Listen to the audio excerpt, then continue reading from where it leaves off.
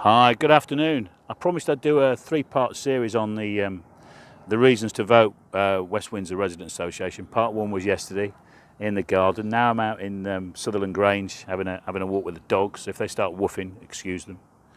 So the second area I want to touch on is improving the road safety and transportation.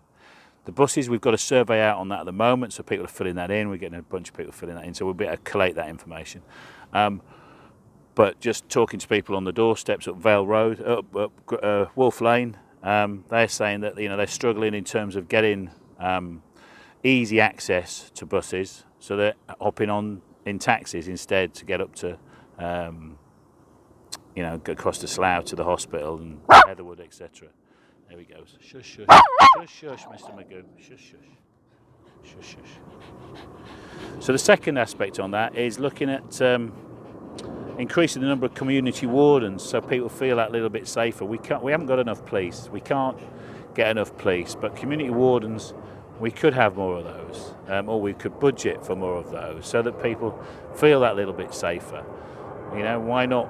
Can't they be involved in the kids in the morning in terms of crossing the streets and having a word with parents who are perhaps driving too fast down a road or parked in the wrong place? They empower them to have a word and just make the place safer for people.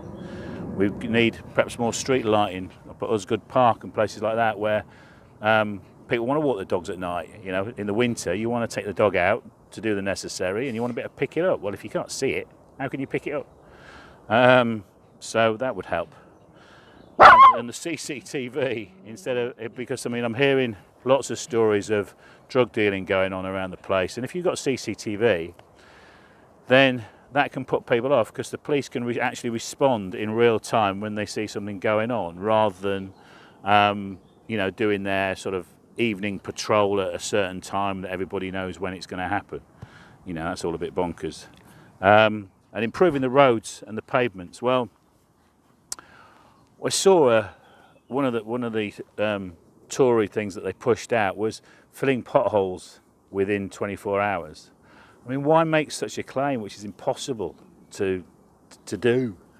They're just bonkers anyway. So what needs to happen is you need to have the right people in place managing the whole process so that we know what's going on. Apparently, currently, it's all self-policed by the contractor. So how does that work? Everything needs to be tidied up and looked at, and so we put in a proper plan of action in relation to the roads, so that they're monitored and maintained to a standard that we'd expect. Why should we be driving around with potholes everywhere? It's bonkers.